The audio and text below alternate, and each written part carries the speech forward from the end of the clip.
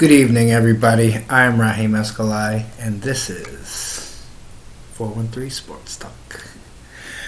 Today, for you, I have a big story for NFL news. I continue on with my segment called 32 and 16, some NHL news and scores, some local sports, some scores and updates. The Big East tournament is next week, and I have filled up my bracket, and I've got my predictions ready. You don't want to miss who I think's going to win the whole Big East. And an NFL draft exclusive in which I've titled Patrick versus Caleb. So let's get right into it. NFL news. If you haven't heard already, the news broke I want to say like an hour ago. The Dallas Cowboys have finally decided to get off their asses and pay Dak Prescott. 4 years, $160 million. I'm pumped. I think he should have always been the guy. I'm glad he's getting paid, and now we can see Dallas go 7-9 or 6-10 again, and hear so much from their fans in the offseason. Oh, this is our year. Oh, we got Zeke, we got Dak, we got Amari Cooper, we got whatever, CeeDee Lamb. No, you guys are gonna be 4-12, 6-10, 7-9, like you guys always are. But anyway, shout out to Dak Prescott. Glad you got paid, bro. Franchise tag deadline is coming up. I did originally have 3 guys for you, but now that Dak Prescott's off the list. Panthers right tackle Taylor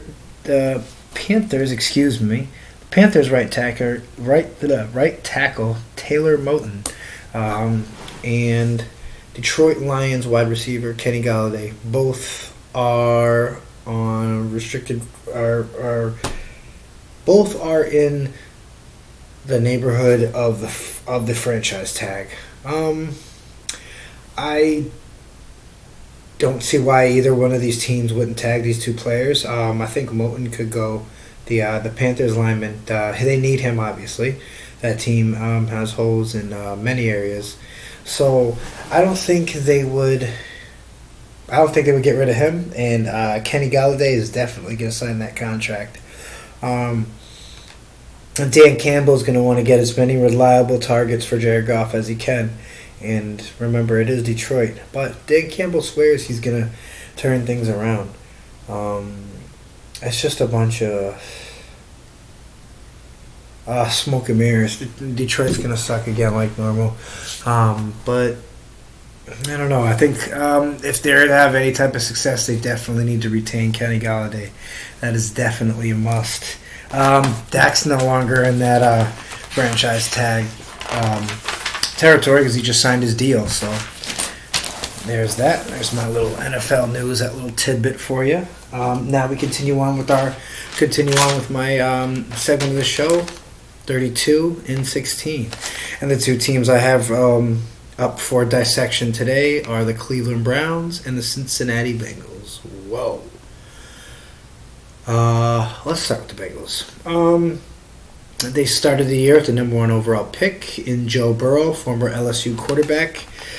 He showed flashes, but I think there were too many holes. There's too much wrong with that team for him to have stepped in and made an immediate impact. There were holes in the offensive line. The receiving core was sketchy. The run game was inconsistent. On defense, they weren't stopping anything.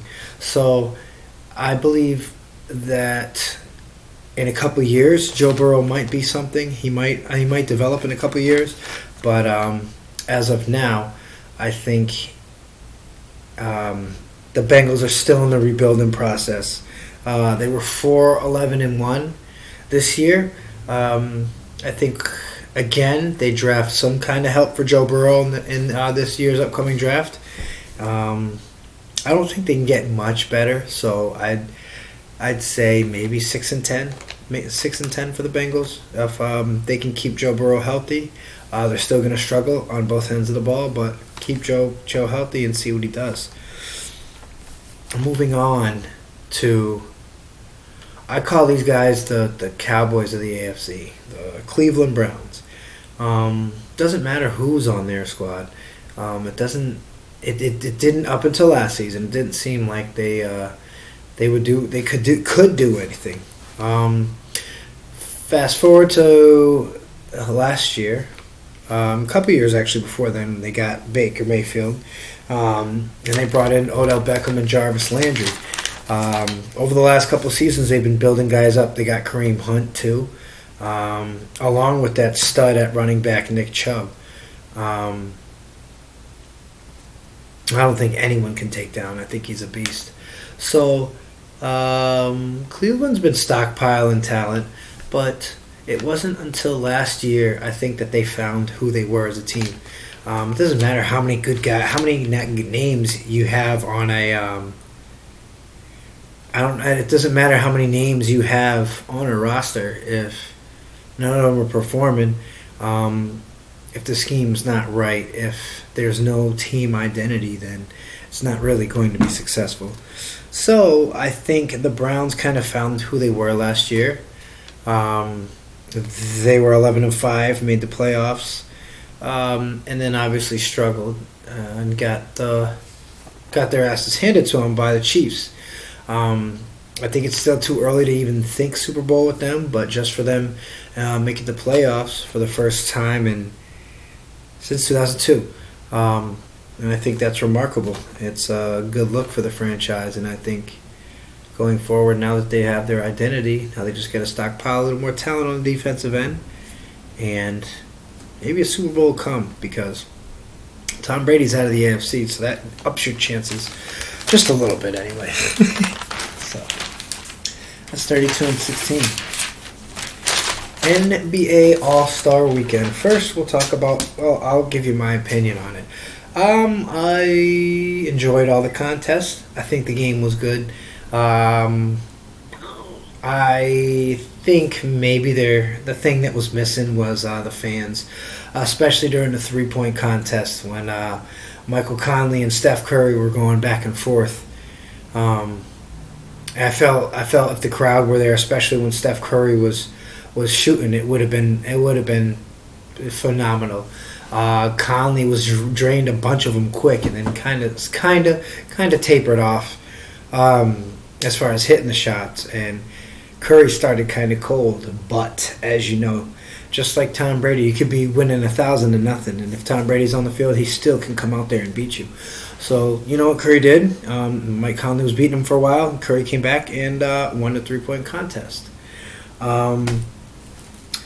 So the All-Star game, Team LeBron ended up beating Team Durant 170-150 with Giannis, the Greek Freak, getting the MVP, leading the way with 35 points. The leader on Team Durant was Bradley Beal at 26. Harden had 21, and Kyrie Irving had 24. And that was the game itself. The dunk contest came during halftime. The NBA Skills Challenge winner was Domantas Sabonis from the Indiana Pacers. This is honestly my first year seeing him in action, so I can't really speak on his play. I know he's got quick feet. I noticed that, and you know, like all Europeans, he shoots threes very well. So that's pretty much all I know about his game. And I hope to see more Pacers games in the future so I can get a chance to see him, see if he's the real deal. The Portland Trail Blazers' Anthony Simons won the dunk contest. As you know, he blew a kiss at the rim, took in a page out of T-Mac's book. That was awesome. The whole weekend. Honestly, before I knew that this was happening, I was afraid that COVID was gonna have it canceled or something was gonna get rescheduled. But I'm pretty glad that All-Star Weekend happened, and it was awesome. I watched it from 5:30 on till the end. All the festivities, the talk. Excuse me, Shaq and Ernie. And the conversations they had at the beginning. D Wade was in there, and it was pretty good. It was a good experience, man. Okay, one of my favorite sections of the show. Local sports. So So 2 days ago, we've got some scores. Wacona, the girls' high school basketball. The Wacona Warriors beat Monument Mountain 61-19. Hoosick Valley ended up beating Drury 46-28. Mount Greylock ended up beating Lee 45-36, and Bay State Academy 69, Duggan 45. And earlier this evening, we had the Mount Greylock girls going up against Lee at 7. And the boys, Taconic versus Hoosick Valley, and that tips off at 7:30. So, let's see. What else do I have for you? Some NHL scores. Here we go. New York Islanders won against the Buffalo Sabres 5-2. Tampa Bay 6, Chicago 3. Carolina 4, Florida 2. New Jersey 1, Boston 0. Washington 3, Philly 1, Pittsburgh 5, and New York Rangers 1, Nashville 4, Dallas 3 in the shootout, and Ottawa 4, Calgary 3 final in shootouts. As you know, it's March. March Madness is in the air. The men's and women's tournaments, Field of 64, starts soon. But as you know, the NITs, the Big Tens, the Big East tournaments, those come first. Now, Selection Sunday happens this weekend, so a lot of the brackets, a lot of the teams haven't been made. So filling out the brackets is kind of challenging, especially at this part of the week. But I was able to fill up my Big East bracket. The Big East tournament is usually a week, always before the NCAA. The NCAA tournament every year. So basically, I had UConn coming out. UConn's ranked number 3, in the Big East Championship. They started out getting an automatic bye in the second round, and in that corner of the bracket, DePaul and Providence play, and I had Providence beating them, and then Providence playing UConn, and UConn winning out. So the UConn Huskies is my prediction to win the Big East. But I believe from the conference tournaments, there are, I think 32 teams qualify automatically. So it'll be nice to see the results of the other conference championships and see who gets in automatically and who's got to fight. Okay. Here we go. I saved the best for last. My NFL draft special. Patrick versus Caleb. Who are those two? Hold on. I'll get into it. Patrick Surtain Jr., son of former Miami Dolphins standout quarterback Patrick Surtain, plays for Alabama, and he's going up against Virginia Tech's Caleb Farley. In my opinion, great lockdown corners are needed, and with the recent influx of huge wide receivers that can run like Usain Bolt, who are big and physical, such as DK Metcalf, Brandon Ayuk, AJ Green. A lot of big physical guys in the league, and you need a good corner to stick with them. So we'll go through my observations, my notes on Patrick Surtain Jr., the Alabama quarterback, who's best as a man-to-man guy. He's physical and patient on every route that I saw, which translates to minimal catches and excelling in man coverage, no matter what part of the field he's on. If he's out on the outside covering one of the wing guys, or if he's in the nickel covering a slot receiver, this guy can do it all. He's smart and instinctive. His great communication also helps him helps show his prowess in the zone game. He's a man-to-man guy, but he also excels in zone, which is scary. He was coached up by the best, Nick Saban. I don't know about Nick Saban coming to the NFL. That didn't really turn out good. But he's good at what he does, and it shows in the players. They're coming out in the first round and coming into our league and becoming stars. So shout out to Nick Saban. if I could compare Patrick Surtain Jr. to anyone, it would have to be Jalen Ramsey. They're both physical. They excel in man coverage. You're going up against one of these guys. There's hardly ever a play where this guy's gonna let you get a release off the line, and that helps against wide receivers. Wide receivers that are great route runners like Devontae Adams, Hopkins used to play. He's called Bernard Hopkins. Wow. So yeah, Patrick Surtain's a great man-to-man guy, and he's going to help against shifty receivers. He's not going to let you off the line. You're going to be fighting him throughout the whole way, and then he's got the speed to come with you. This guy that I'm getting ready to bring up now, the other one on the half of this coin, Caleb Farley, quarterback for Virginia Tech. He is a zone specialist. He's great at man. And one thing I noticed off the bat from all of his film, all the different games that he played, the acceleration that this kid has is I haven't seen anyone have this type of acceleration, this type of recovery speed. There was a play I watched when he played. They played Miami, and he got sent. He was on the right side of the field, and I believe he was sent on a blitz. So he went in. It kind of looked like a delay, but and it looked like he just was eyes for the quarterback. But the running back comes out in the flat.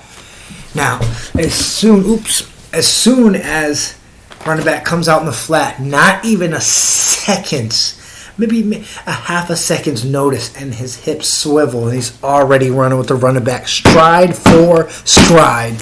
Never seen anything like that. And it's stuff like that that is going to make him a star in the NFL. I've never seen anyone do that. I've NFL, college, high school, pee-wee, I've never seen that before.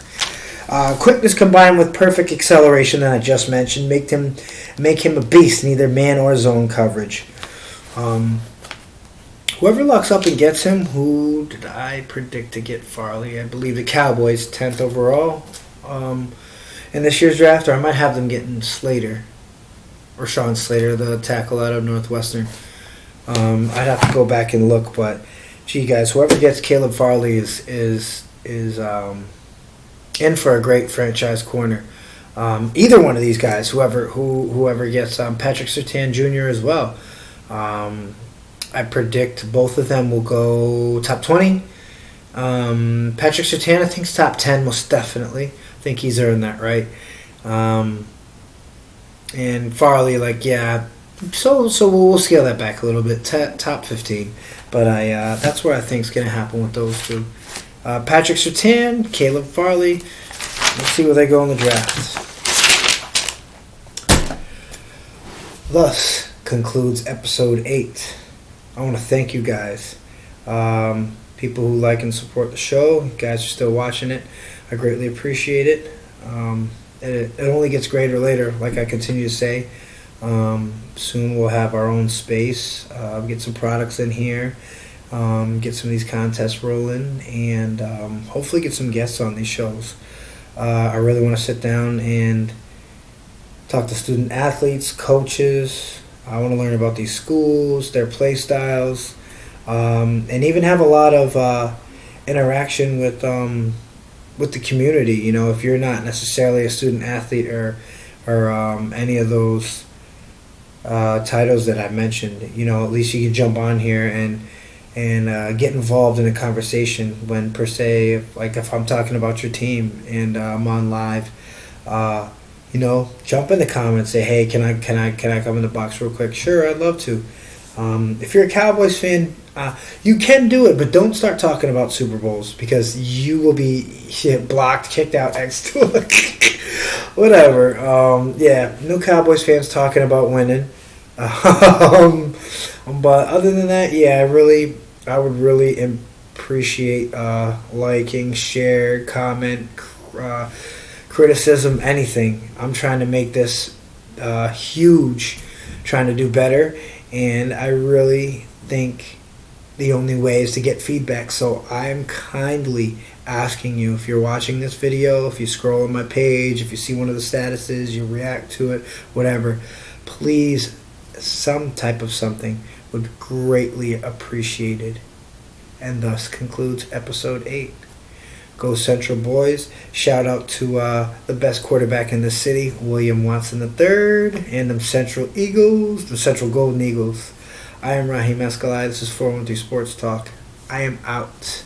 You guys have a great night, and I'll see you tomorrow.